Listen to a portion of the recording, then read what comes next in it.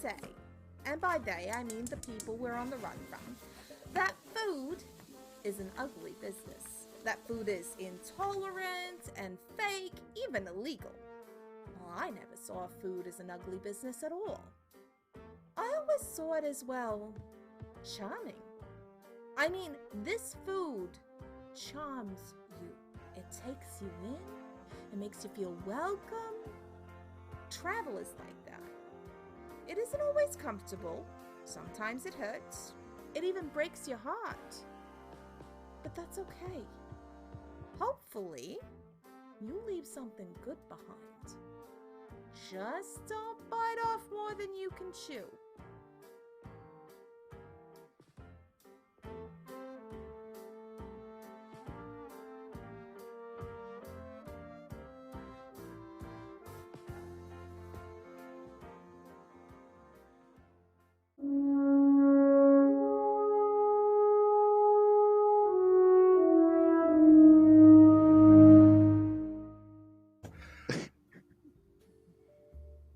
Hey everyone, and welcome to another wonderful Friday evening here with me, Anthony Gonzales, and here our amazing person as well, Mitch Bustillas, our head writer for Chew here. I'm so excited to have you for another week. Normally at this time it would be my Chew session. We have something special for you, a little bit of a toss-up, here on Read the Tale. And so without further ado, my name again is Anthony Gonzales, and under here you can see, follow me on Twitter at Praying the Plague, big food enthusiast, and I'll get into that kind of soon, way more so now with Chew, and I'll talk about that as well. So that's great. Yep, and Mitch, how about you? Hi, I'm I'm Mitch. You can find me at Mitch S. Bustillas. I'm the head writer and marketer for Chew the TTRPG, coming out on Kickstarter this October 5th. And yeah, I'm just happy to be here. Thank you so much. Boys are back in town. Back in town, back from Gen Con, right? Yeah. No, plug and Chew and everything related to it, right? And even look at back. Look at what's there. Chew sign. Up a little while ago was a whole nother, TTRPG, and now we have, I don't know where you get these signs, but they're just beautifully made, right? It's a sign from God. Chef's kiss. So so I'm a game master here on Read the Tale. I haven't been with Read the Tale for too long, but Chew has been my first streamed multi-part campaign, and it's been such a wonderful time just with the first two sessions. And I kind of wanted to go a little bit, introduce my background, some inspirations I had for Chew coming into it, and kind of how I wound up at this food precipice, as it were. I'm always hungry. I always eat. So I'm from Miami. And, that was actually a super interesting thing for me because I never really had to learn how to cook early on. The culinary side of it wasn't actually super important because amazing food from like 30 different Central South American countries, or even, or anywhere else really, being a major metropolitan area, was just really easy to get. And so I didn't really feel the need to really get into it until I got to uni, right? Like so many, do. Really, my family, they were filled with a lot of like food scientists, right? And so I was really interested in learning like the food science aspect of it, and kind of the artificial nature of what we consume. When I was much younger, I always thought of it as like, oh, who cares, right? You're just putting whatever you want, into your body, and it is what it is. And then as time went on, these food scientists, family members of mine, would go and explain, it's not all the same, right? Like, some restaurants you go to, they might put, preservatives and other types of like GMOs or chemicals, in the food. Sometimes it's more processed, artificial, frozen, and you start hearing these terms get thrown around. So it was really important to me when I got to uni to really kind of learn to cook for myself. And now I kind of make all the same dishes, right? Like, and I kind of want to hear about some of your like food background, what you do for food, Mitch. Oh, geez. Yeah. I love cooking. I started cooking when I was in college. Before then, my parents and I, we worked most days. after school and during the weekends and such. And it was like we were car washers, so it was outside in the heat. So when we came home, we didn't want to cook. We just went out to different restaurants. But when I went to college, I kind of had some time where I wasn't like physically exhausted, even though I was still working at that time and doing some grueling work. I started getting into cooking. I started like with just a steak, and then I went into different other things. I think my masterpiece was a combination of my own recipe for a Parmesan crusted chicken with honey roasted potatoes.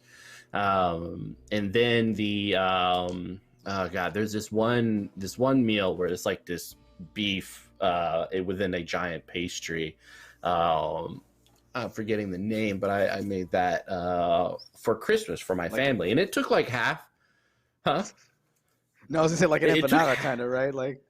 Yeah, well, kind of. It's oh God, I think it's French or something. Oh, cool. It is killing me. And so if anyone in chat remembers, yeah, there we go. Beef Wellington. Beef Wellington. I made a beef Wellington, and it took me half the day to make for Christmas dinner. And that was kind of like when I was there, I was like, okay, I've made it. Like, look at me. Like this it was really good. And one of my favorite aspects is picking out ingredients. So now that I've kind of like done cooking for a couple years and I really enjoy it, I find it difficult to enjoy it when I can't buy the ingredients I want. Like I'll go to the grocery store and such, and I was like, oh, this is honey, but it's not like locally grown, and like I know it's not fresh, and it's probably a lot of preservatives and stuff like that. It's just like for cooking, there's so many like minute ingredients that goes into the final product. If you're gonna spend like an hour or two creating something, for me, I really enjoy being as free and as focused on the ingredients and taking my time and getting it from like local grocers and people who kind of know their things. So yeah, I mean, now I still love cooking. We'll probably definitely do some cooking videos during the Kickstarter because it's just absolutely fun. Yeah, I love that you brought up how you were used to working these hard jobs, right? And still you found the time to kind of make it for cooking and kind of learning how to do some of these recipes that you've been used to or kind of doing yourself. My personal experience with that was one of the most common restaurants here is like a Cuban bakery or just any kind of Hispanic bakery where you serve small baked goods, sometimes meat-based products from that particular country's, whatever they're representing. So, I was up north, right? I'm in Miami now, but I was up north in Florida, and it was so interesting, when it came to the ingredients, because there was so much more rural land up there. And so it would get to the point where I'd travel the local market, that they have every once a month kind of thing, and I'd go to a turkey seller selling ground turkey, and it would have the name of the turkey on the package and a video like this was the turkey while he was alive. Like, look at how lean he looks. I was like, what? So yeah, I don't know if I could I think I'd like to go into those stores and replace it with like just Twitch feeds and stuff like that. But like, this is the person you're eating. Enjoy. But yeah, like I've been to like Mexico and Canada and China and enjoying like the culinary stuff there, like eating like tacos and like crickets, like so cool. paprika crickets, like while looking at like the old native individuals, like their giant colossal structures from the past. And then like China, being able to go downstairs and have dumplings for breakfast was the best thing I could ever hope for every time. It just felt like a dessert treat always. I mean, yeah, there was a similar situation where, I had like a Korean barbecue nearby, and it was my first time really having it. And I wasn't really familiar with the culture. Started watching a lot of K-drama, starting to get into it. Until I got to the point where I was like, they had the restaurant. I'm like, but I want to cook it myself.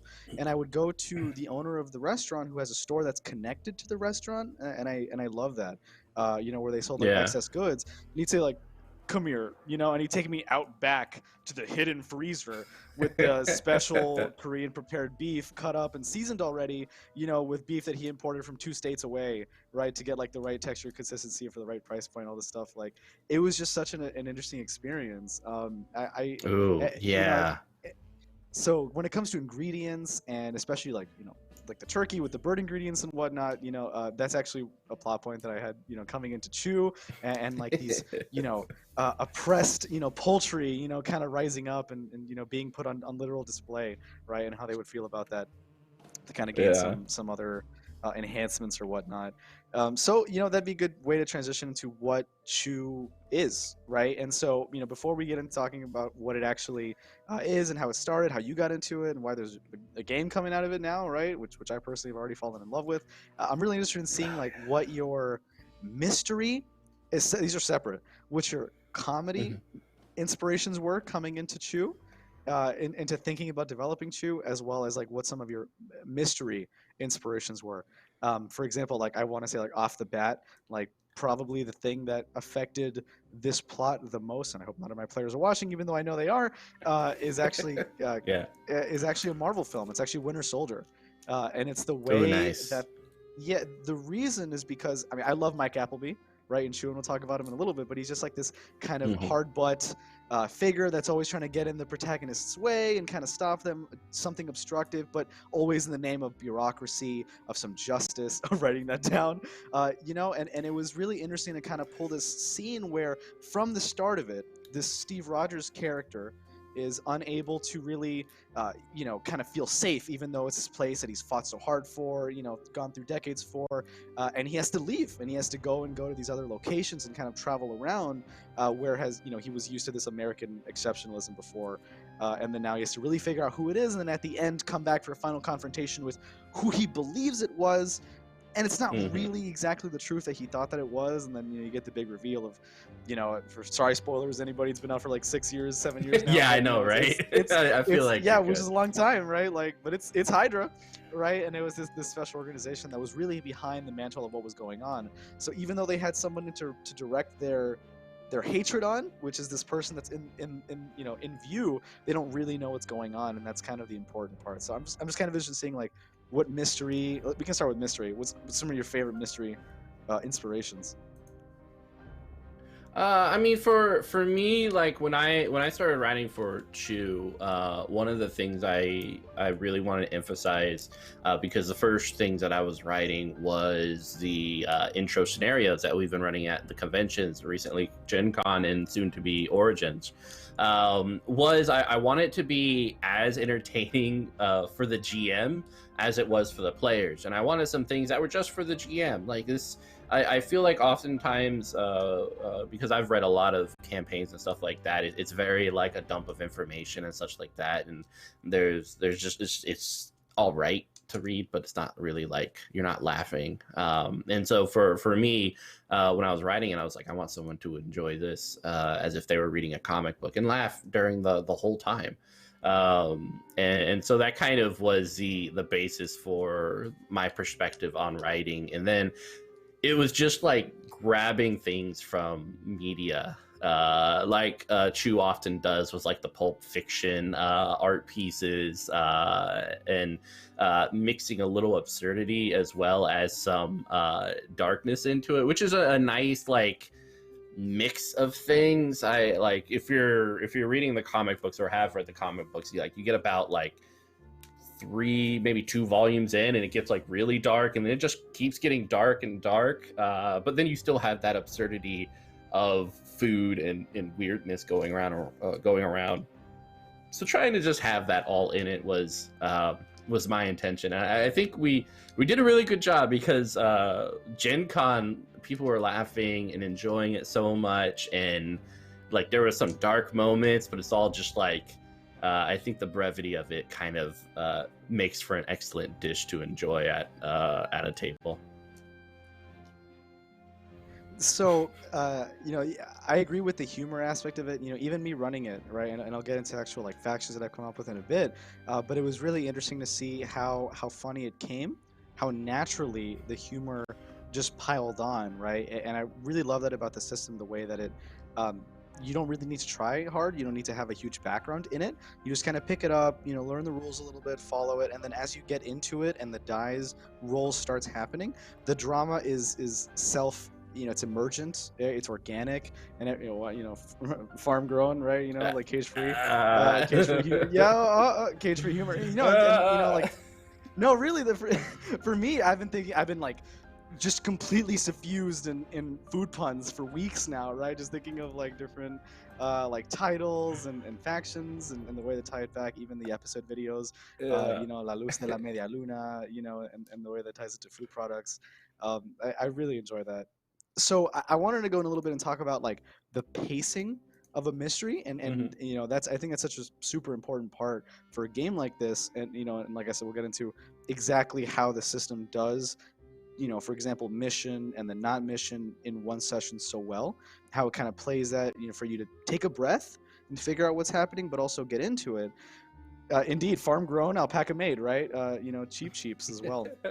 No, The yeah, best. no. My players are already, having so much fun with these special puns. But for example, for me, this week a very popular American franchise has finally received the anime interpretation that I have been waiting for years, really. And I finally got a chance to enjoy it. It was Star Wars Visions. It was such an amazing experience. Yeah, I need to check that out. There's like almost like a lightsaber and a fan behind me right there, right? So like, Ooh. but what I really loved about it is that episode 4 for me is such a perfect example of pacing, and the ways that there's a good start, strong start, with the destroyer coming in, kind of giving full view, but then at the same time, learning what the Empire is, getting into it, certain deaths, ups and downs, up and down, but it really always feels organic. It gives you time to breathe, just like, essentially Chew does, the system, and then kind of go at it again, at the end with all your might on this, like, Yavin 4 battle, right, BBY.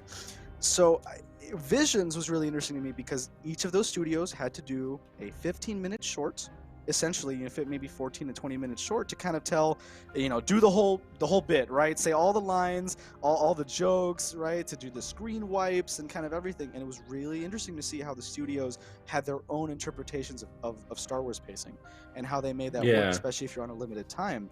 So for me, streaming Chew, the pacing of a mystery is super important. I kind of wanted to hear your thoughts on what makes a good mystery feel, is it fast? Is it slow? Is there a lot of clues? Or is it just, what you need to really get it, and kind of depending on the players to figure it out?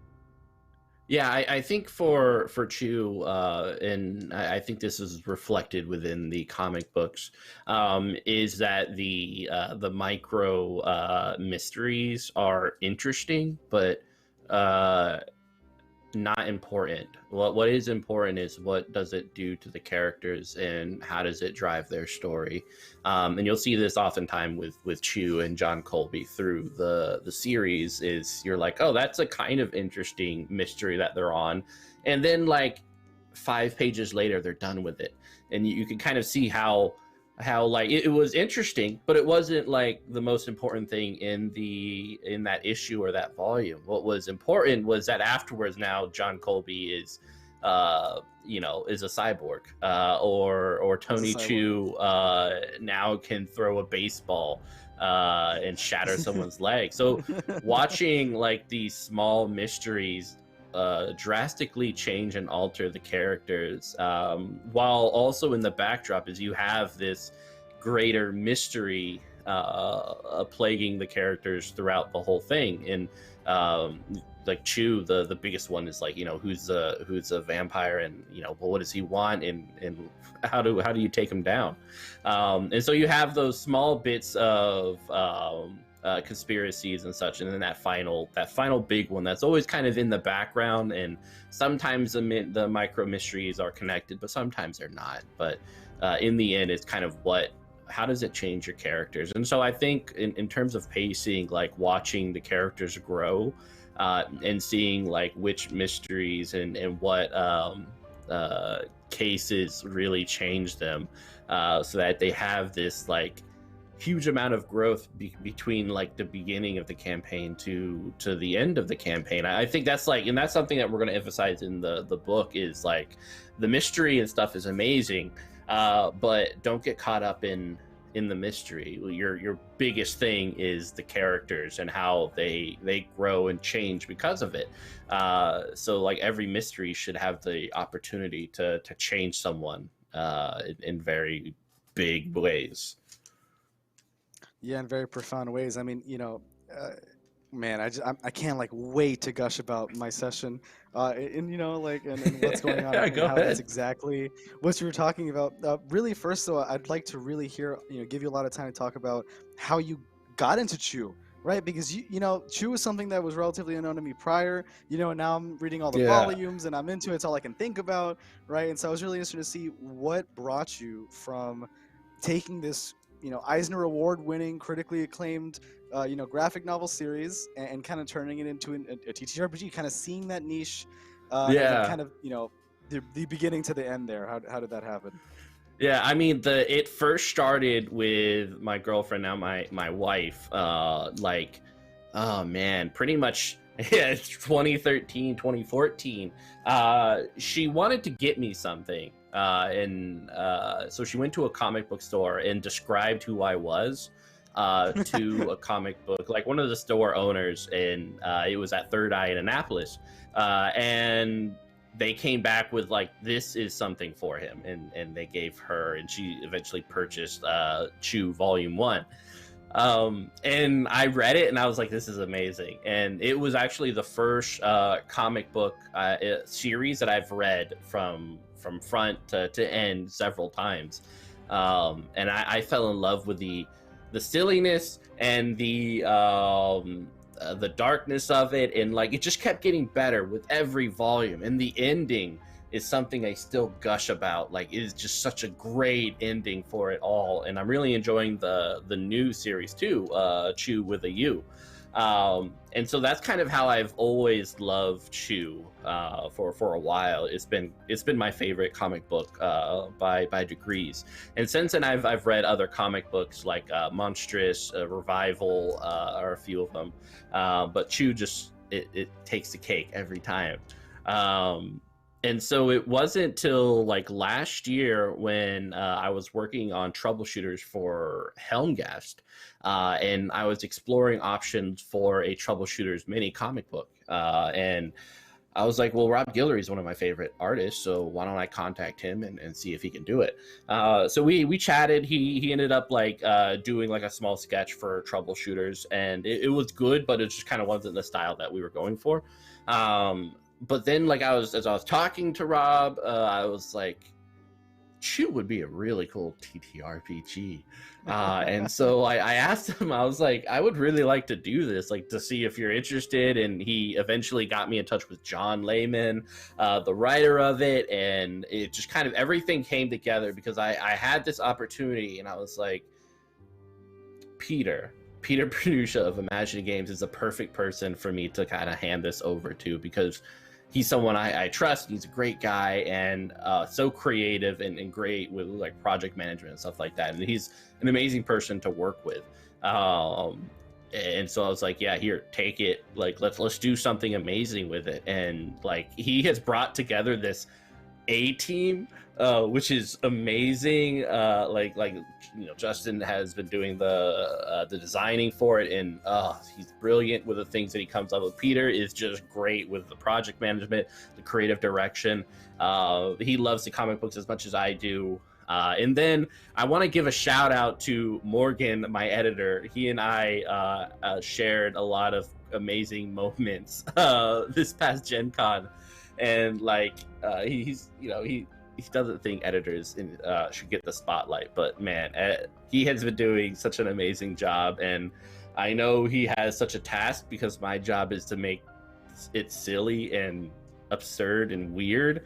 And so I'm doing a lot of weird things with the English language. And so his job is to make sure that it can still communicate my point. So he has a tough job ahead, but he's an amazing dude. So definitely check him out sometime. It's really cool to hear about this stream team coming behind the scenes. And so let's talk a little bit about like how I got into Chew and how I've seen some of that energy transfer to me, just being in the periphery, right? So it's been a lot of fun for me. I've been doing kind of like side sessions with Peter outside of the regular stream, kind of in preparation to get more feel for it. I did one with you, and those scenarios were ridiculous. They were so much fun. Yours, I believe, was called the Chicken Run, right? And that was like a vacation kind of gone wrong with cybernetic chickens Yeah, and, yeah. illegal poultry. And I'm doing one right now with Peter called the Long Long Man, and that's been just like an interesting classic mystery, hidden shadow broker, a figure in places, kind of grubby hands everywhere, and kind of putting a lot of the factions together, bit by bit. I loved what you said earlier about Chew being where you trying to make something else work out and it didn't, but you really got that light bulb idea where Chew would be perfect for a TTRPG. And that's something that I've been thinking about a lot recently.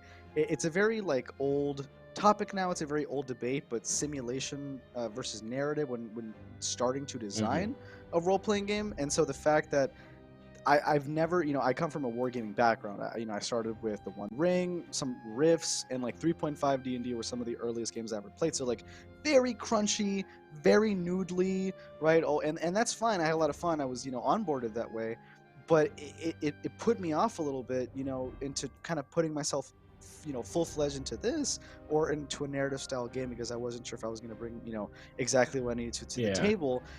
When in reality that was completely false, right? It was actually easier somewhat in a lot of regards to kind of get everything together, and it all starts like with character creation, right? So I loved putting that together with everybody making their agents and kind of picking the quirks and things that make them feel like real Chew characters.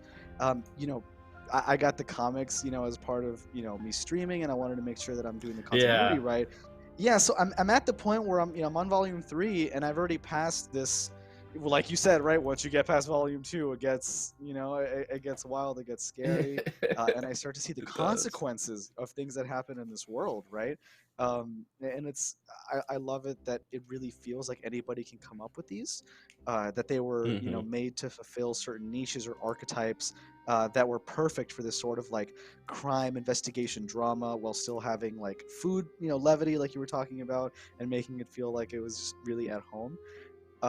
So when it came to the comics, like Montero really stands out to me, and like Pult Plus and their, and this fake chicken, right? And the way that kind of works out, something that both you and Pete told me, at the beginning was kind of when Rob and was thinking about it, and they were, and John were kind of coming up with this together. They were like, well, what if Homeland Security, with 9/11, right? What if that was with the FDA? If there was a food catastrophe, right? In this case, a bird flu, and whether or not that's fabricated, and in what ways, right? And how that works out. It's ridiculous. It really opens itself up for so much drama, so much narrative. And that's something that I really appreciate about Chew and getting into the comics. So I kind of want to get into talking about, some of the mechanics that you've had that you, Justin, and Pete have kind of come up with, and kind of how that process has been going. For me, I'm going to start off like I love the downtime in Chew. I always feel like in a cop or at least a sort of like investigative drama style thing, there's never really time to kind of take a breather and figure out what's going on as to not cause any further harm, and kind of do the wrong thing, do the immoral thing. Downtime really works really, really well with that Forge in the Dark system to kind of give this loop of finding clues, feeling the clues, and then what you feel about them, putting them together, discussing amongst your agents. And you said that earlier about mystery not being the big thing. It's about really the characters. Chew is like that. The comics are like that. The Chew family is like that with their many multiple iterations. And seeing like all the different personalities and the way these characters interact. I don't know. I was just kind of interested in hearing, how you thought about that simulation versus narrative aspect, and kind of how that came into the design process for Chew, knowing the comics as well as you do. Yeah, like one of the we decided to go with Forged in the Dark one because it's kind of like Powered by the Apocalypse like side with a lot of kind of influences, or maybe they both influence each other. But also, if you look at the back of Blades in the Dark, there is this amazing table that kind of allows your world to shift via a series of dice rolls that I thought was really brilliant and cool. And it's something I've really enjoyed about Blades in the Dark, was that kind of that it made it really easy for the GM to create this vibrant world. And so that kind of went into Chew. Was we wanted that same thing. We wanted things to shift and to change. And more importantly, like if the game was just focused on cases and such, ooh, that looks good. If it was just focused on cases, then it would be hard to kind of have those time periods where, you know, a whole hour or two is dedicated to trying to navigate Thanksgiving with like your weird alt-right uncle as you're kind of coming back like, oh god, this is gonna be awkward and weird, and you know it's gonna be a whole thing, and then inviting like some of your other co-workers and stuff. Like we wanted to have that kind of high action stuff, but also like in the next beat just be like, and now we're just having Thanksgiving, or now like, you know, I have this huge amount of student debt and we're at McDonald's and I have to figure out a way to pay this without like it being super awkward for everyone. And so I wanted that because awkwardness, I think, is a great role-playing opportunity. I remember one time I couldn't afford a taco. Like, I had a debit card, and I tried to get a taco during lunch when I was working, and my card declined, and I was like, man, this might be the most embarrassing thing I've had happen to me for a very long time. But you know, we want those like scenarios to pop up for your characters because they're memorable and they're amazing. It's also a great point for your character to kind of grow and to deal with your trouble with everyone else. So that's definitely something I want to talk about. Trouble. There is a gameplay loop, you know, that I think is pertinent to the investigation phase and kind of, you know, just the general mystery, you know, in order to keep it the kind of game that it is. But what I love about the system is that the resource, or at least the punitive measures, never truly feel punitive. What do I mean by that? In another war game, maybe even other narration games, if you don't get it right or something happens, then, you know, there could be negative outcomes that turn the story in wildly different ways, you know, because, you know, so much of it is determined by these dramatic mechanics. Something that I adore about Chew, when it comes, it's really not like that, is that it really, what you have to balance is which interactions do you want to have at what time. And that's what I love about it, is that the game wants you to be like, okay, yeah, you can get rid of a condition, you know, you can become a little healthier, but in order to do so, I want to see how that conditions comes to a head, and how you kind of get rid of it. So I love this like genius way of, you have a condition 1 of 4, and you have to exemplify the apex, the peak of whatever it is in order to get rid of it. If you're manipulative, you have to lie to someone. If you're ruthless, you have to yell at them, you know, or get in their face. If you're insecure, then you fail to act and maybe something can happen to one of your agents.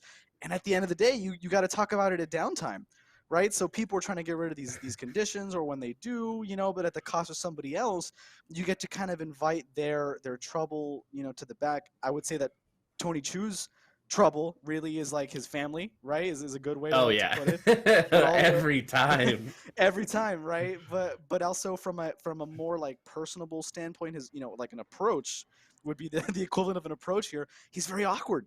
Mm-hmm. Right, so he's sebopathic. That's his quirk, right? When talking about it in the RPG language, right? He has this approach that makes him awkward. He doesn't really deal with these situations very well, and it leads to this inadvertent humor. And that awkwardness eventually causes more trouble to come up in the form of his family. And it's the circular loop that keeps happening, and it's this separate feedback gameplay loop that's happening completely separate to the mystery. Whereas if there's something wrong, okay, what happens? More role play. Not just role play, but also something that might involve an interesting detail of your character, something that you never talked about before. I mean, recently, so in the game that we had, you know, our first country was, I'm doing like an international. I should probably contextualize that first. I'm doing, you know, Chew is usually in the States. It's very American, but I'm doing an international take on it, and I'll get to why in a little bit. But, you know, we're there, and our first country is Peru. You know, we're seeing how that works out, and the kind of like, you know, different things that can happen in Peru.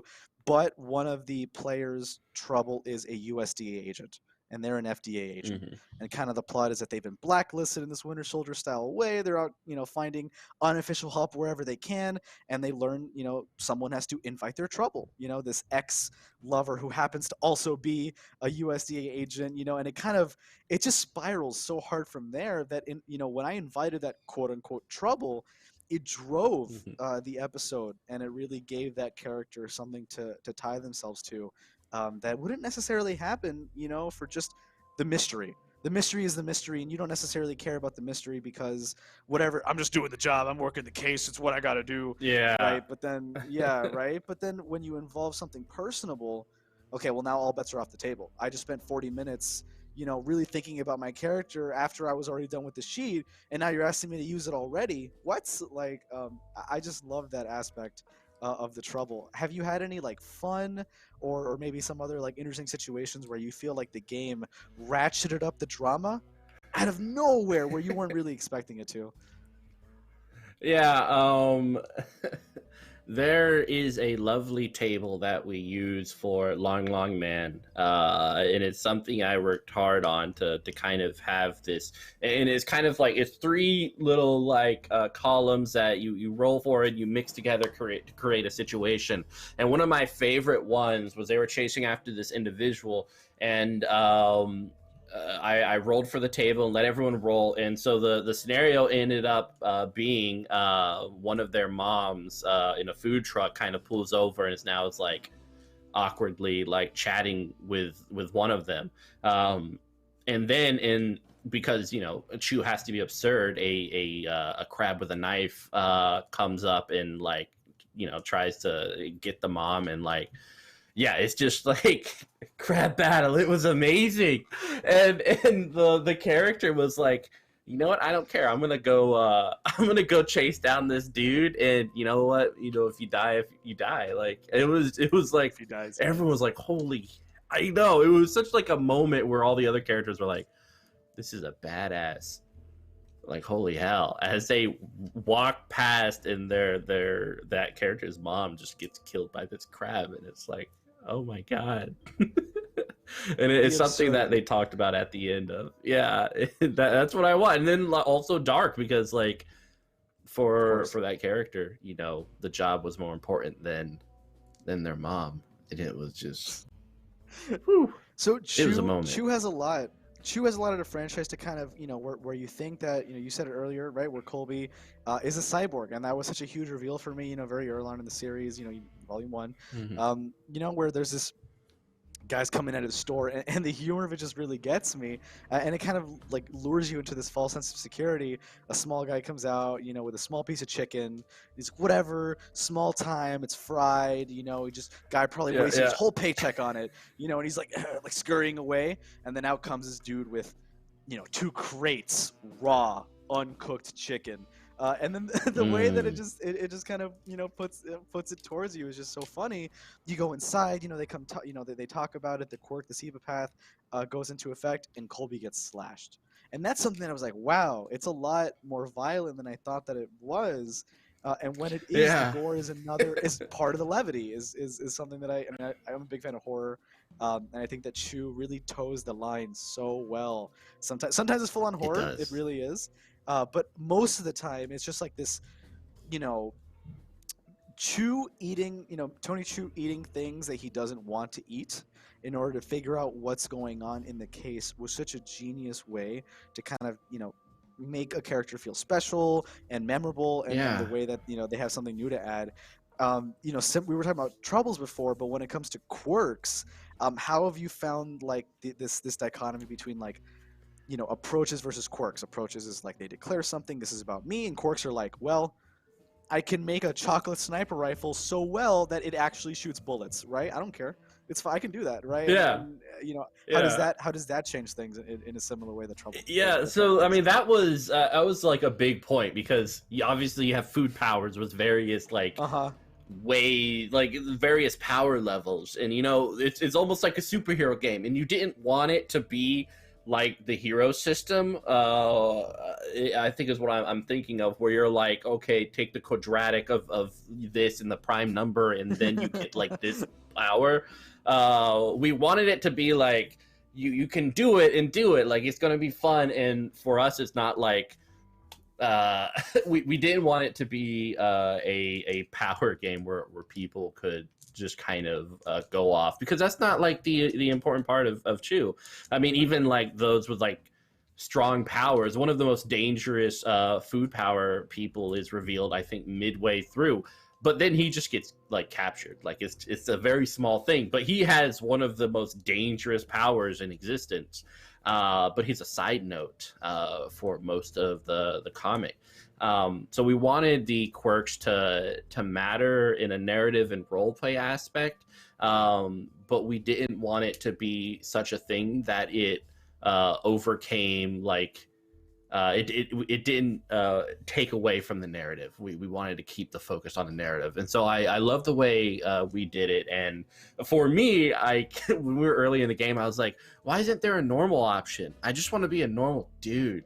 Like Caesar or something like that. And so I'm excited that eventually we'll have that, and like making characters and stuff like that. But it just like, it makes every character unique, and kind of just keeps the focus on the narrative, and this presents different and weird options for you to go about investigating or dealing with issues, which is amazing. That's what you were talking about, and that you wanted to make it fun for the GM. So, you know, I'm obviously I'm not running a pre-written adventure, right? It's something that I come up with myself. But what's so fun is that I only have 4 players, which means only 4 quirks can be taken. Which means that there's this whole other list. Nobody's using them, right? So, you know, recently in the last episode of this run, I mean, I'm gonna gush a little bit at my stream. Check it out next Friday, everybody. Yeah. Go ahead. Time. Check out the Friday one. Check out the Friday Chew stream. So, right now, our agents are facing off alpacas, who have revealed themselves as broma formutaires, right? And that they become what they eat. And so Montero is sort of kind of trying to experiment with woolly animals in Central and South America to come up with these, you know, different, you know, alternatives to chicken. You know, usually that's chog, and chog is so cute. I love chog, but it's kind of rare. It is, yeah. And they need something new, right? So recently we revealed where we finally got to the really, like, you know, that dark, very violent, gory aspect where you find a sewer of remains, you know, as the reason for why this city is so without people. And they realize that these alpaca that they've been traveling with have been, you know, have kind of separated themselves into 2 little mini societies, where the alpacas are defending sheep. And everybody, you know, the sheeps and the alpacas are broma formutaires, but the alpacas are eating people, so they're turning into people. And the sheep are continuing their original mission of becoming the chicken alternative they were meant to be, cheap. Cheap. So they're going, you know, buy your cheap for cheap. So they're going to, you know, they were eating chicken and illegal poultry. They're right now, they're kind of defending themselves, and they find themselves in a weird situation. What's going on, right, in this mountainous area? That was so much fun for me as a GM to... I didn't have to try super hard to make it happen. I just had to consider, you know, what they were, and that's another reason I love the simulate, like, or the narrative aspect of it, and, you know, that it's closer to that spectrum. Since a simulation, just like you said, avoiding the quadratic factor, and then, you know, divide by 3, and then you get this, right? And that's fine. I'm a big fan of crunching noodly. Like I said, I was onboarded that way. Yeah. But it starts to make you think that you can engage in these other, you know, narrative heavier games. You know, without kind of breaking some rule that doesn't really exist. And so I'm a big fan of, like, you know, you put it in the game because you want to make players feel like it's legitimate. And it's like, what do you mean you can make machines out of gelatin? Well, it says it right here on my character sheet. Well, can you use it a certain amount of times per day? Nope. You know, is there any roles associated with it? Not at all. Right? It's just just do it. Whatever. Do the thing. Just do it. Just do it and get excited. And it only adds kind of a niche for each player to fill each agent. That's something that's been so great about it, is that with a combination of beats, so figuring out how you're related to the FDA, your quirks, so what makes you special when it comes to food power, your approaches, which are all food puns and make you feel, you know, kind of figure out what's going on with you as a person, and finally your perk, which is dependent on your playbook, classic Forged in the Dark style, you know, how does it add? Putting them I'm sorry, and how could I forget, you know, trouble, right? So these, like, 5 factors really come together, that whenever there's a situation, one character is like, I use egg-headed, you know, and this approach to figure out, you know, I'm very smart, what's going on. I taste, you know, the side of the machine. Someone's been here. It's fresh. It's warm. right? It's freshly, it's hot baked, and they're able to kind of figure out what's going on with it, and then that character feels so much more in the spotlight. They feel like they have their own niche, that they know what they're doing. I just love how Chu really does that with, again, almost no really like training or expectation. I've never played. Yeah, you know, it's again, just these like bam, heavy there games. you go. It's just there. It's just Yeah. there. An important part I think that Chu has to offer when it comes to this is probably character creation. I talked about a little bit about it earlier. It is relatively quick, which I really like about the system, again, because it's narrative heavy. The part that takes the longest, as it should, is connections between people. And this is something where Yeah. I feel like, especially wargaming RPGs, will kind of, you know, or again, you know, where they have like the simulation background, will allow you to pick, you know, these backgrounds about yourself, but it won't necessarily really reflect into what you're doing. And the reason is because your connections, and I mean, I've heard some people refer to this as like knives, right? Because you present many knives that you give to your game master that they can stab you with later and kind of turn, you know, the game in their favor, right? As to what's going on. But, you know, those always have to be worked in on purpose, intentionally, by the GM, the DM, the storyteller, and kind of figuring out what, you know, how that works in. And that is not the case with Chu. Chu requires that you are, you know, either friends with, enemies with, or somewhat partial to the different agents that are in there, right? And so everybody has themselves, a trouble that represents them, usually a person, not always, but usually another character, plus the, you know, the other characters themselves. And so it brings up a lot of options like, well, I want to be friends with that person, but I want to hate that person, and I want to be partners with this person. When you get into a scene, everybody remembers what they're doing, and then they're just like, okay, well, obviously you're my partner, so we have to check that out first. We have more jurisdiction over this. I don't know. Have you found that, you know, what are some of the uses of connections that you feel like have kind of come up and allowed people to take their characters a little bit further than you'd otherwise expect them to? Yeah. I mean, I think like the biggest one is between John Colby and Tony Chu, because you have what amounts to a paladin and a rogue becoming like best friends, right? And it's established from the start, like these two are very close, and it's like, but why though? But it's just they mesh because they look after each other and they care for each other, despite like very differing perspectives on law and how you interact with things on a daily basis. So that paladin and rogue, like best friends, unite. But after that great example, during a game that Peter ran for us, like kind of at the beginning, my character had his trouble. Other than his trouble being like student debt, he also, with the other characters, had like a fear of missing out with this one person who he really liked, and in such a way that my character, like, you know, chatted with his mom on a regular, was up in his business 24/7, and from that we were.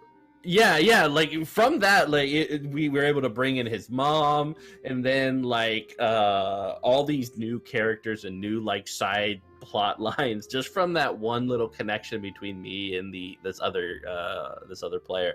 And I was like, that's awesome, and I love to see it, that kind of that blossoming of weirdness with someone else. Chu is all about getting weird with your fellow players, and I think it emphasizes that perfectly. The weirdness aspect of it is such a huge part of it, right? And really comes together, you know, all these different mechanics to kind of make you feel that way. I also feel that another important part of Chu, as I've been reading it, is the setting, right? And you know, I was provided a little faction guide, you know, before I had read the comics, as to, you know, who's who and why, you know, what they represent, what they like. And I started to realize a kind of a common thread between these different factions, as to always being tied to something, you know, humorous, based on some real world analogy, and how these group of people have adapted to the change in the world. Now, like we talked about earlier, because it was mainly about, you know, seeing how the FDA, you know, if the FDA had the same power as the Department of Homeland Security, how that would turn out. And Chu does an amazing job of that. The thing is that most of it is usually in the United States, and I love that because I feel like the setting is such a huge part of it. you know, and like it feels real. Like you said, the Pulp Fiction, you can really see it. You know, in the comics, it kind of bleeds out with some of the most like striking art that I've seen in a while. From one panel being like very, you know, flourishing and colorful and very like, you know, finely drawn, to a sort of like mishmash mystery meat Yeah. with like vague lines, and you know, it's not really like a clear substance. You know, so in between, it's this in between meat, and I love like the kind of consistency, no pun intended, that they show with that. For me, it was really fun to. It was really fun for me to kind of take that out of the American sphere, you know, because again, I'm Hispanic, and there's a huge thing about like American exceptionalism and how, you know, it's focused on them. And I love it, you know, I kind of want to use that to its benefit, and that's what the whole point of my campaign. That's what my idea was. Is that okay? So everybody's focusing on what's going on there. You know, the FDA is there; they have the most power there, but the rest of the world has similarly banned, you know, chicken, other poultry. Maybe they've been enticed, paid for by the same organizations. You know, to what extent? Okay, maybe they can't do whatever they want in the United States because they have the FDA on the case. Is that actually the case though in other parts of the world? Not only that, the United States has a big history of like imperializing, you know, and going out and kind of really taking. You know, does that stop? No, I don't think so. I think the FDA would probably, you know, keep that up in one way. Yeah, or another, definitely. or sort of propagate that. So, you know, it's been so fun to kind of go from, we went to Peru, now we're in Argentina, we're going to be going to my home country of Guatemala next. And I wanted to do like this continental where we start in Central South America, then move on to like a Europe or Asia, and then the other one. Not sure exactly the order of it yet, depending on what the players want to do, of course, what the agents come up with. But it was really fun to see how that works out. Do you have any like thoughts on factions, or maybe is there anything when you were reading it that you're like, oh, I'd wish to see this? You know, what's the expanded universe? I'm starting this true expanded universe. I'd love to hear some of your thoughts on it. Yeah. Like when Peter and I were first going through the factions and like writing them all down, like there's so many that have got like a little spotlight in a volume and then weren't mentioned again, which is just like this amazing thread for us to kind of start pulling on. I mean, there was the Girl Scout like assassins or something like that who use like cookies. I mean, I'm a huge fan of the assassin factions anyway, because they're all like very vibrant and different and interesting. The Yakuza are interesting, and they're kind of met at the beginning, and they get their butt kicked pretty often, which is interesting as well. But then you have like the Russians, the kind of the ones who follow the vampire. You have Montero and all sorts of these little things, and I mean, the OVA is one of my favorites as well. But yeah, we combed through all of the comic books, and we got like every little tidbit of a faction that could be a thing. Yeah, every little one. We combed through it with a very fine comb.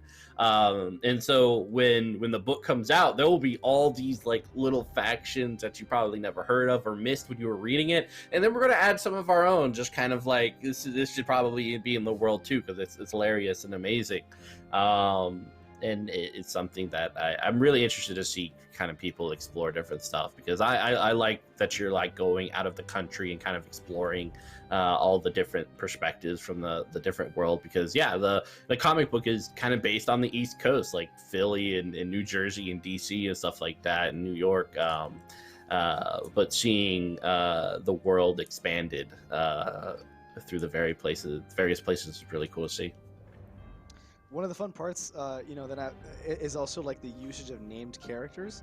And I kind of want to hear some of your thoughts too about like how to kind of fuse named characters, fan-loved characters, and this sort of expanded universe content. Me personally, next week, and they've already revealed the name. This isn't a spoiler for my players. I love you so much. This is before anything happens to one of my favorite characters, El Pollo. And so El Pollo is currently amassing armies in Central America, unbeknownst to the others, and kind of leading these revolutions in far greater conquest, like he was always meant to do. And that was always something really interesting for me when I was reading the comics. It's like, wow, this creature is amazing, you know, and the fact that he's Pollo is and, God. It really is, right? And sort of he's a named character. He's a fun one. So I was really okay. This is perfect. I kind of want to see the full potential of what this character could have done, what he was made for. And somewhere else where it doesn't necessarily disturb, the Chew canon, right? The Taffy canon. That's been Yeah. established before. It like. Well, I guess can we expect to see like Tony Chu? Can we expect to see Colby in any specific ways in the text, or maybe how they might appear, maybe some facet or not? Yeah, I mean, definitely. We plan to release the book very much like a comic book, so you'll have one of the Ooh. characters kind of guiding you through the world, as well as like character creation and the rules and stuff. Most likely Appleby, because there's no one better to explain things, and he's gonna hate you, of course. Yeah, of course. But yeah, that's kind of like these characters will kind of guide you through the world and such. And then in terms of like our encouragement for GMs and the players, like go for it. Like pick a place in the timeline of Chew, and have fun with it, and have maybe the characters drop in for a cameo. I think it's hilarious. And Pollo, oh my god, I really want. I'm trying to get Peter to let us do a Pollo playbook. So I just need to keep pushing him. I might just slip it into the final edit. Yeah, just be like, we need Pollo. So yeah. Yeah, no, because I love the theory of, like, I mean, even today, right, where I feel like I'm at the point where I'm living in a little bit of a dystopian society. I mean, like, this is fine, right? I have IBS, right? My tummy hurts sometimes, and I can't eat everything I want to. But so I was reading this article today about, like, this fake chicken, these fake chicken nuggets, and how they're plant based, and I'm reading it, and it's like, oh, it's delicious. It's got that umami flavor, really tastes like the chicken, and I'm like, damn, this is just a can of Pult Plus up in here, like, and it's so fun to see that the comic was created such a while ago, but it's still salient. It's still really, like, touching upon these things that are still happening around the world, and it's really fun to add, like, that kind of second flavor to it. Yeah. Especially when it comes to named characters, and then the weird things that they have going on. What are some of the, I guess, like, for it's super easy, like we talked about, to kind of make your own adventure and plan your own characters, because character creation just kind of really takes care of all that for you and just presents situations. But what are some of the pre-written adventures that you were really a fan of during the comic that kind of inspired some stuff that we might get to see in the book? Yeah, so I mean, the three adventures that I wrote for Gen Con and Origins is The Long Long Man, based on the amazing Japanese commercial of the same name. Amazing. Which is a saga that I love. And if you ever want to get down with a sexy man eating a large and thick thing of mozzarella stick, like, it's awesome. People love it. So that's Long Long Man. Yeah. And actually, I bought the candy from I got it, like, sent over from Japan. So at like the conventions, I give them out to, like, whoever did the coolest thing. So I let the table vote on who gets the candy. And so they've been enjoying that too. That's been awesome. Cock Holster, or AKA Chicken Run, is another one that I really, and that's the one that I ran with you. Yeah, it was so much fun. And that was, yeah, because it's more open world, and there's just so much going on everywhere. And yeah, definitely check it out. Like, that is another one that I was really proud of, that has a lot of cool, like, ending potentials. And then the new one that I wrote for October was Hearts Beating, the Poetry Club, which is it's a horror one, definitely more slanted to the horror aspect of it. It really came about because Peter wanted me to finish up one of the adventures that he wrote called Red Red Wine. And then I went on a completely different tangent, and I sent him back something that was completely different. And so I'm like, what? Yeah. So so it's just like, okay, I'll make this, and then I'll finish that as well. Yeah, I know, right? Me doing horror, like, it's not something I'm used to. It's something foreign to me. I don't know if I'll be good at it, but we'll see. No, it is horrific. We have, like, a little clock last time, and people started getting the clues to it, or the cues to it, when it started, like, ramping up, and they were like, no, no, don't do it. And I kept adding more to the clock every time they did a food pun. So yeah, it was horrific. It was awesome though. I loved it. It's definitely took that one out. That's a fun thing for me, you know, like I can't wait to see some of these adventures, you know, fully fleshed out with, you know, and beautiful art, you know, and the way it all works out. For me personally, and that's something that I've been trying to do a lot with my chew, is that, you know, there's way more foodies than there are people into tabletop games. Sorry, not sorry. It's just the way that it is. People consume food, and not all of us consume TTRPGs the same way I do. But you know, that's how it goes. So it's I like TTRPG TTRPG books. I like to eat. Yeah, sure, very delicious. Yeah. Very, you know, the best quality ink. No, it's really fun. Ooh, yeah, I mean everything's food if you try hard enough, right? Like, it's just really interesting to see how everybody comes together to kind of write their own adventures or to interpret it in certain ways. You know, so Long Man, right? I would have, of course, the candy is what comes to mind, but you said mozzarella stick, and I'm like, that is the same texture. It is the same shape.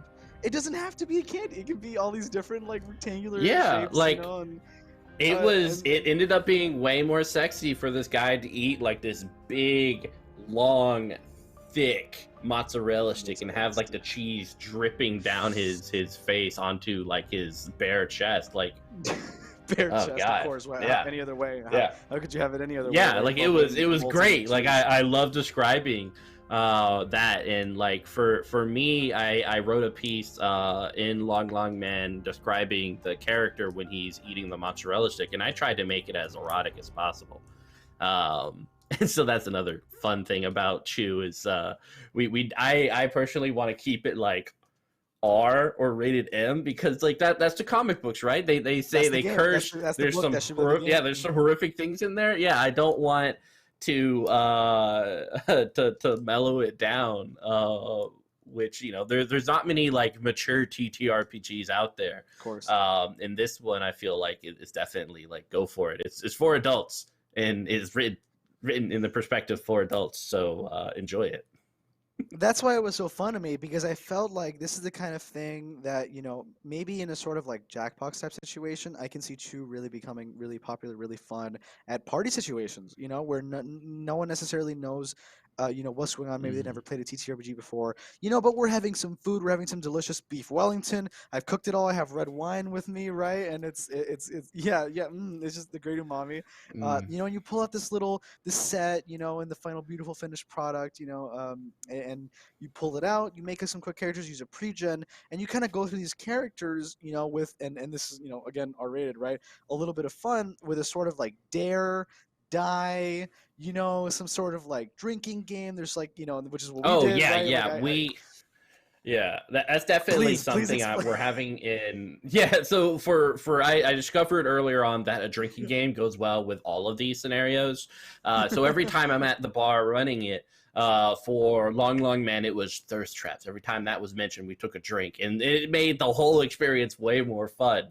And then for Chicken Run, it was cock. Whenever cock was mentioned, and that was chicken. Yeah, we drank, and it made it so much more fun. So we're definitely kind of putting into the final product with the adventures and stuff like drinking games that you can play along with the scenario to just kind of make it more fun, because it's supposed to be a very fun, engaging experience. And if there's an opportunity to drink, then do it. And you know, we've had people just drink like Coke, which is also super cool. Like, go for it. It's just really about like the raising of glass every time you hear the word thirst traps. Like, oh yeah.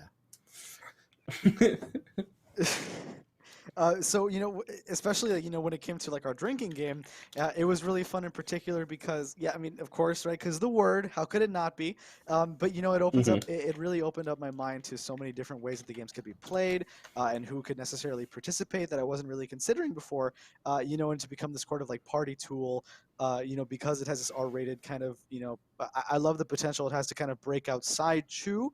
And introduce people not only to Chew, but also maybe role-playing games as a whole. And I think this is probably one of the best games suited to do so. Maybe because of its like, you know, wide appeal and the fact that there's such a focus on, you know, fun group party adventures, you know, amongst a group of people. And whether you be online or not, and we were online, did not take a single licking experience away from me, right? I drank just the same, I promise. Right? Yeah, I think I had to stop halfway through. You did, Yeah. you did, right? It's liquor versus beer, and that was so much fun, right? Yeah, it's like, oh the way god. that turned out. I just it's gonna be fun to think about, other ways that, maybe even being a little raunchy here, like a random tables usually for spawning monsters, but no one said it ever wasn't for like stripping the way that you do a chicken, right? And I love the way Yeah. that it's just so much fun to think about different ways that this game could be used, because it has such of like a background in it. And anybody, I have a player joining next session, right, who has been a huge fan of Chew for a while, who already has all the comics Oh, that's signed, awesome. by John and Rob, and they're just they have it already. So when I offered, they were like, "Oh, of course. How could I? Of course. I know Chew. Yeah. I prefer that kind of mature themes myself." And you're right that there's really not a lot of mature RPGs that are marketed that way, that are necessarily, and if they are, it's usually about which nothing knock here, but it's usually about sanity or something having to do necessarily with like the psychological interaction between people, in which a large number of safety tools are Yeah. required. Not that any less are required here, but it's just really cool to see how it's not by default an extremely stressful situation made to induce stress, and that's why it's mature. It's stressful because of the Mhm. comedy. It's stressful because of the fact, of the mystery of the death, of the ridiculousness of it, of the cyborg chickens killing hundreds. Yeah, And like at Gen Con, I think they discovered the game that they were playing when they fought a hypersexualized gummy bear. So it was never. Please no. yeah, like hyper like anime big tracts of land type Yeah, of gummy course. bear. Like someone made this. Of course, someone made this because if it's possible to make it, obviously it's going to be used for more. Yeah, it's going to yeah. So and so one of the characters had this epic fight with it, and at the end of it, like he like epic fight. yeah, and to have that like happen, like it's. I love running it because every time I come out with stories that I can tell people with no context, and they're just like, "What the hell are you playing?" What's like, happening? Well, let me tell you. Let me tell you what I'm playing. It's the perfect kind of thing where you're at game night, you're playing some other card games, you're playing another RPG, you get done with that other RPG group, you walk by and it's like 3 giant cocks pass you by, and you're like, "I'm sorry." Right? Yeah, I have to take a moment to figure out, yeah, it doesn't matter, how you feel, or, Yeah. you're just like, clearly there's something happening here that I'm not used to. I want to know what's going on. Yeah, and in one of the scenarios, there was a vending machine with both condoms and sushi rolls, and I was like, "That's such a great idea," yeah. But also like, together. Yeah, like they should go together. No. They should go together. One without the other does not make any sense. Exactly, so, but like checking them out. Yeah, I mean that's my favorite thing about the game is like those absurd comments, right? It's like, did that just happen? It's like, yeah, it just happened and it's normal. Deal with it. Like sushi rolls and condoms go together. You also at a sex motel get like a bucket of chocolate if you pay for 5 minutes or more. A bucket of chocolate. So enjoy it.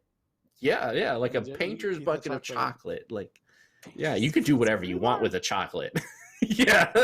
There's no requirement with the chocolate, but you now have added 1 chocolate bucket to your inventory and see what goes on. I mean, that's such a fun way. It's kinky. Go for it. Yeah. Yeah, it's a really fun way, and then I feel like it really stays true to Chew and kind of what it represents, and allowing people to get into it that way. It's just wild. Yeah. So, Mitch, right? You have launched 1 successful Kickstarter so far, Necrobiotic, amazing, right? Been following your journey for a lot before that. I was so fun to be a part of that. And then now with Chew upcoming in October, I'd like to take the panel into a little bit and kind of discuss, like, the classic, how do Kickstarter? What Kickstarter? Right, and it's such an important part, that's becoming bigger and bigger in the industry every year. Chew is a perfect way to kind of get into it. It would be perfect for it. Just kind of thinking about your experiences doing one, coming up with another here on the horizon, and kind of like what lessons and takeaways you'd like to share with our very, very prospective audience. Yeah, I mean, so I've been doing marketing for Kickstarters for about like going on 2 years, starting with Helmgast and a few others, and I do consultations and stuff like that. Necrobiotic was the first one that I dealt with Mhm. every aspect of the process of developing a Kickstarter or a TTRPG, which has been eye-opening. And from here on out, I have the biggest sympathies for every TTRPG creator out there after that whole experience. Um, I mean, Why? the takeaway is that don't wear multiple hats. Like, and that's kind of, I think, one of the most difficult things about creating a TTRPG. Yeah, hat drop, bam. Um, is that it is an industry that rewards someone for taking on multiple hats and pretty much doing everything, which could be a really big challenge for anyone to kind of adopt these different aspects. Not only, especially if you're a small publisher or producer, not only do you have to have game mechanics in mind and be able to write very well, but you also have to have great art direction. You also have to be charismatic enough to sell your product online into like network and stuff like that. So it's just, you have to be everything to everyone for your TTRPG to be successful, depending on how much money goes into it. And so like get a team behind you, Chew has been infinitely easier because of the industry experience I get to rely upon. Like Peter has did Dream Chaser, and then he and I did Rest in Pieces together. And he's been with the Indie Game Development Network for several years as their con lead. So he brings a lot to the table in terms of just like TTRPG publishing and producing and project management and stuff like that. I mean, Steve D is consulting with us, and he did Relics, Game of Angels, which we did here Wow, that's on amazing. Yeah. Uh-huh. on Pain for Tail and Weave. We have Theodore Frederick, who was the creator of Nibiru, doing the layout. Amazing. And if you're talking, yeah, Amazing. like I love that game so much, and that the layout there is so fantastic, and he's doing such great things. It's amazing to see. And then of course Yeah, we have Otacon is others amazing. who are part of the project. The layout was perfect. I love seeing that. Oh God. Yeah, and I love seeing the amazing things they're doing. Like it is fantastic. Like having a team of multiple people who have just kind of been like really good at their sphere and bringing it together so that we all don't get burnt out with multiple hats trying to be different types of people for different aspects in order to make this TTRPG succeed has been really amazing. Yeah, it's been super like way because I could just focus on creative writing and just do that. Like it's something I've always wanted to do, and I've done it in the past, but having this will be the first time that I've written a whole book for the most part by myself and leading kind of the direction of how the writing will be and what our voice will be throughout the whole thing. So it's been fantastic, and obviously like I love this, and it's definitely something I'm adopting for future Kickstarters, is making sure that I have a wonderful and well-versed team to help keep those hats on separate heads, so you don't have a weird hatter phenomenon going on there. But yeah, I mean, the dream team is necessary. Dream team seems necessary. The dream team is necessary. Go for it, or you're gonna burn out real quick. Self-love throughout the whole thing. You gotta do it. And then Kickstarters will always be an anxiety-inducing hellscape. You can't escape it. It's just gonna be how it is, especially if you're just anxiety prone like I am. So have people there who can support you throughout the whole thing. And because the Kickstarter starts about 6 months prior to the Kickstarter, and then you have your 30 days of kickstarting, and then will not end till about a year after the Kickstarter is done, if you're lucky. Otherwise, you could last 2 years after the Kickstarter, depending on what your production schedule is like. So it's a huge undertaking. So definitely make sure you have people who can support you during the whole time. Don't do it alone. I was about to ask, because timing is super important. And actually, you answered a question that was Mhm. related to, but not exactly what I was going to ask, which is essentially how much time does it take? What I was going to ask was, what do you think is the best window of time prior to a Kickstarter to kind of like, followers, people following the Kickstarter project before it actually launches is super important, and kind of like what you think a good marketing period would be prior to the Kickstarter actually launching. But that's really important too. If you do one, that's great. You want to do another one, it might take you might be doing 3, 4, 5, 6 at the same time, and then it might get so difficult that you might not, and I, of course, whoever's in Yeah, that position, exactly. bless chicken, bless you, whoever's in that, you're Yeah. doing something right, Chicken. Yeah, yeah, and boil bless you if you're doing something good at that point, but no, yeah. yeah, I'm just kind of interested in seeing, like, so that's the post for the pre, like, for example, how long have you been getting, the team of you been getting this dream team, which obviously necessary now, been getting this already for how long now, right? Because it's going to come out in October, but pre-production I'm sure Mhm. started, I mean, who knows when, right? Like, Yeah, it started October of last year. It was actually very awkward because when we were starting, Peter was doing Rest in Pieces, and then when he was ready to like really start hammering it, I was doing Necrobiotic, and so we kind of had these like staggered Kickstarters together, which made it difficult for us both to kind of focus on it because at one point one of us was really focused while the other was busy with something else, and so we kind of chipped away at it, but over like time. really, yeah, really like in March or April, we really started going at it hardcore, and getting the people together that we would need in order to make this super successful. It kind of started with a conversation between Peter and I on like what sort of mechanics did we want to do, and like what people would be amazing to be a part of this project, and we like listed our dream team and then figured out like who would be available, and people came Of on course. that like were amazing, and I felt like Samuel Jackson like bringing together the Avengers, and like it was just super excited to see everything, and then it's just been kind of hardcore working ever since then. I know the week before Gen Con, or actually the day before Gen Con, I left. I was up all night working on Hearts Beating, because sometimes you don't know when you're going to have a creative like gush or fountain, and you have to take the opportunity and then follow it how many hours it takes to get everything down. But That's we're exactly hoping what I for a was going quick to ask. turnaround too. Quick turnaround, so hopefully yeah, I mean, that's what you were saying earlier, that it's going to get done a lot quicker because you have this dream team set up for it, and that it's going to be a lot Mm-hmm. faster than maybe something else might be. What I'm interested in also is that you talked a lot about you know necessarily like the group and the Avengers, and bringing these people together, and kind of really taking it 100%. But for you personally as a designer, not necessarily from the process or how easy it was, even from like a testing perspective, but I guess, like, what are some straight up like hardcore mechanical like lessons you have learned already during the production of Chew that you'll kind of like take with you? Of course, like the organizational aspect of it, the social aspect of it, like that's set in stone as like some of the most important parts of this particular Yeah. Kickstarter. But what do you feel like it really like added that you maybe weren't considering before? Again, is that narrative simulation, was that involved, or was that maybe Yeah, not?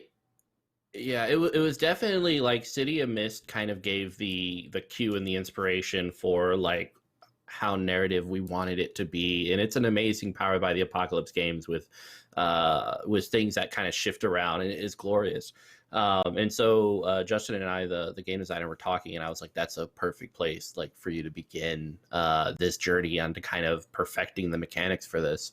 And then after that, it's just been kind of like play testing and figuring out like what works and what doesn't. Like the conditions I thought were amazing and brilliant by Justin, just kind of that the fact that it just keeps everything narrative in terms of like resolving them. And I love the word salad in the back of it. Like sometimes Word it's helpful, salad. sometimes it's not, based on like how much experience you have with TTRPGs. But whenever someone's like, I don't know what to do, I'm just like, flip over to your word salad, just pick anything, and it'll probably work here. I've really enjoyed that, and seeing kind of the way that the mechanics in terms of the perks interact and kind of just let you bend the rules in these slight and amazing ways in a theoretically a gumshoe-esque TTRPG has been fantastic.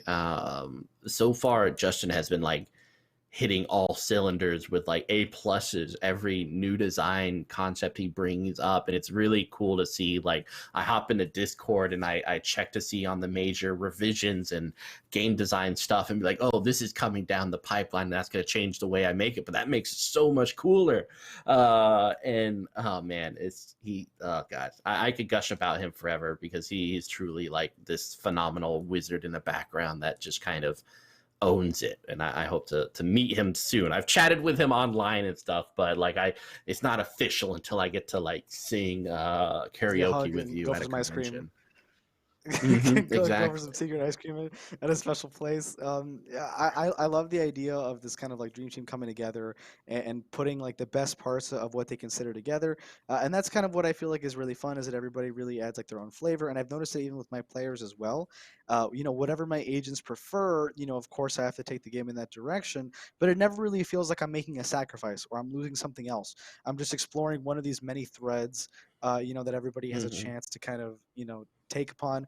I love how the game, even if you don't necessarily have like a huge improv background, it makes you really good at improv. Word salad is one of the best ways to do that, where it's like, well, I don't really know what's going on. Well, I'm so bold that I did this. I'm so angry that you've done this, since there's some bolded words, that you're able to kind of throw out at any given moment.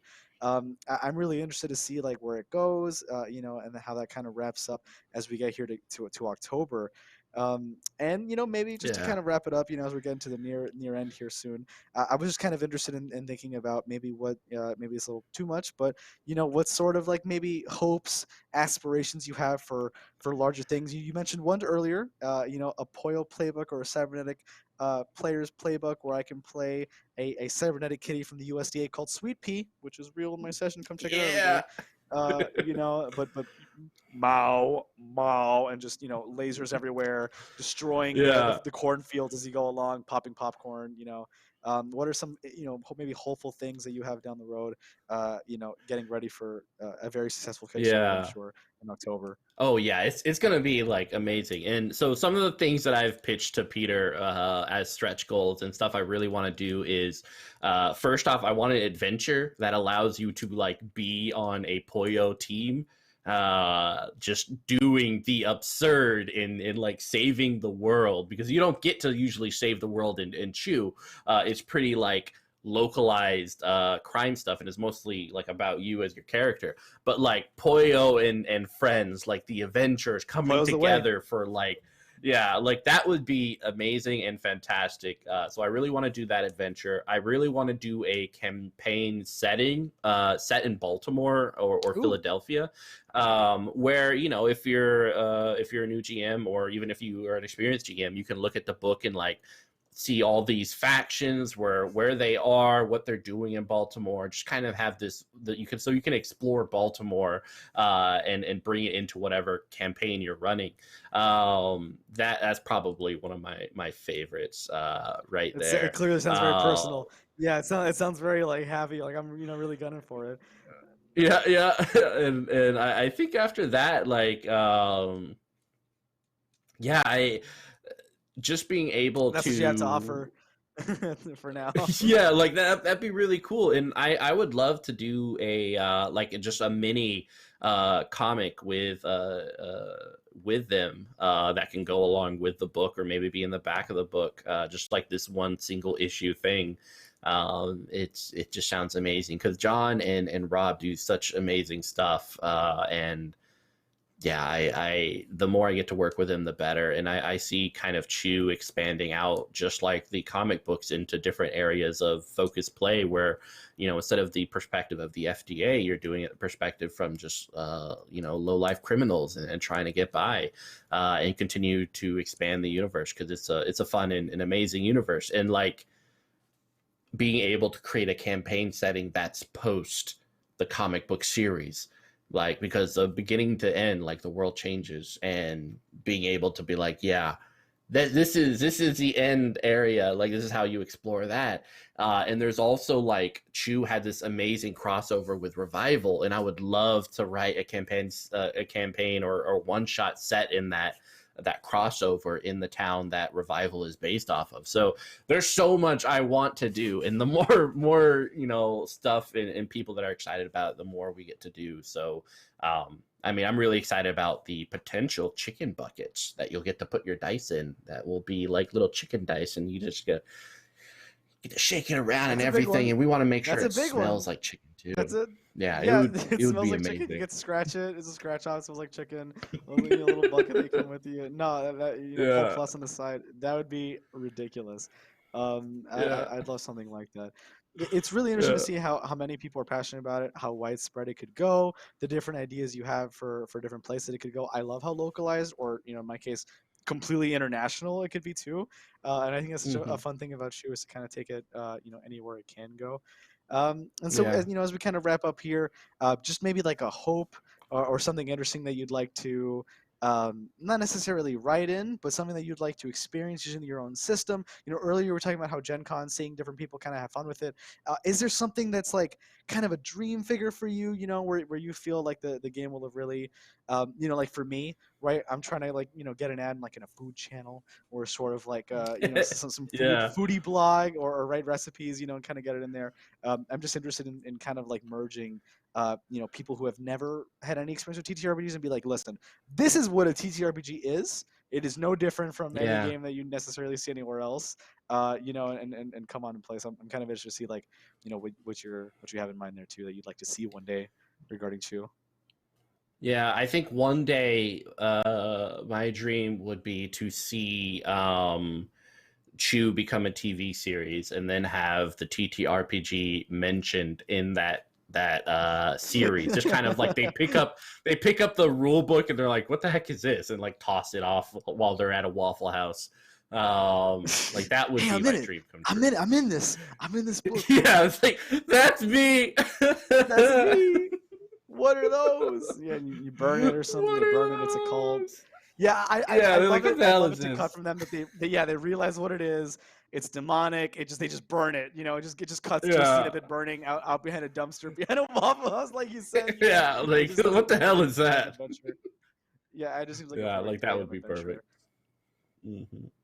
I can't wait to see what my players have in store and what kind of amazing things they'll get to create and add to this expanded Chew universe as things goes on. Thank you everybody for watching. We'll go ahead and do outros now. I really appreciate doing interviews. It's something I have a lot of experience doing, and it's something that I really love doing, and kind of getting some one-on-one conversations, with amazing people who are bringing you some of these games that we're bringing out, reaching out to you. My name was Anthony. I'm the head chef for Chew here on Weave the Tale. Thank you so much, Mitch and Penny for a Tale, for Inspiring Imagining Games, for sponsoring and having a big part in that. I'm happy to push Chew as this new narrative-heavy, beautiful chicken nugget-filled experience. Flour it up, cover it, put some feathers on you and start running around. Is really what it makes you want to do. Just more times than I would count. Mm-hmm. You can find me here on Twitter at Frame the Plague. Please make sure to check out the Facebook group for Chew, where you can find all kinds of updates on Chew the comic series, but also Chew the TTRPG, and hopefully in a couple years, Chew the TV series. You heard it here first, folks. Prophecy has been put out. Roll some die and see how you get. They're all 920s, I promise you. Or in this case, D6s. In this case, actually, you got a D6 on the first roll, but you also happen to get a second one in the second roll. It's a crit. Obviously, you get 8 pieces instead of 6 that you ordered, I'm sure. We're always here on Chew as well. Make sure you follow the Kickstarter.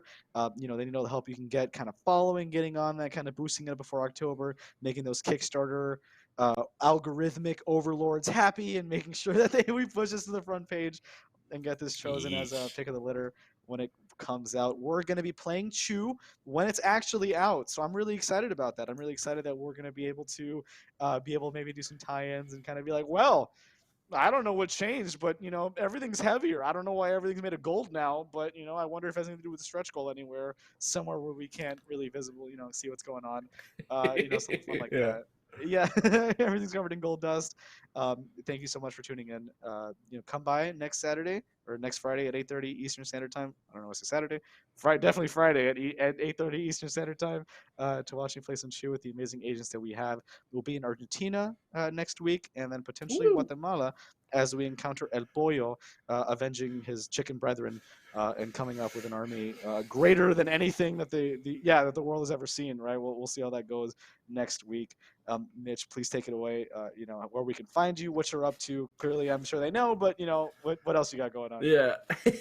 Yeah, you can find me at Mitch S. Bustillos on Twitter. I'm also on Facebook on the Chew Facebook group. You'll find me next at Origins running Chew all the time. So definitely check out. Let's go grab some chicken, some milk and cookies, whatever you guys want. It's going to be amazing. We'll be up there, I think, Wednesday or Thursday. So definitely check that out. We'll also be at PAX Unplugged, which is going to be really cool. So in that one, I'll be it's really close. So I'm really excited about Philly, and that's like the East Coast. So that is Chew territory right there. So yeah, just check it out. The Kickstarter is on the pre-launch page. Tell your friends, tell your mama, tell your wife, tell your husband, everyone. Tell everyone. Go for it. And look forward to seeing you guys. Please, what an amazing experience. Thank you so much for having on. Everybody gaze at that beautiful Chew sign in the back. If you're still, on the fence, there's a beautiful cast medal. It's lit up. There's a whole shrine to it, right, with different references to the different characters, even enshrouded, if you're familiar with the series. So that's like just a completely amazing piece, very custom. I'm happy to see that Chew is in the hands of a true Chew master, right? Always trying to spice up the chicken. Let's see if that continues with my beautiful alpacas next week. Thank you so much for joining us, everybody, for another Friday here on Weave the Tale. Have a wonderful night. Enjoy your weekend. Bye.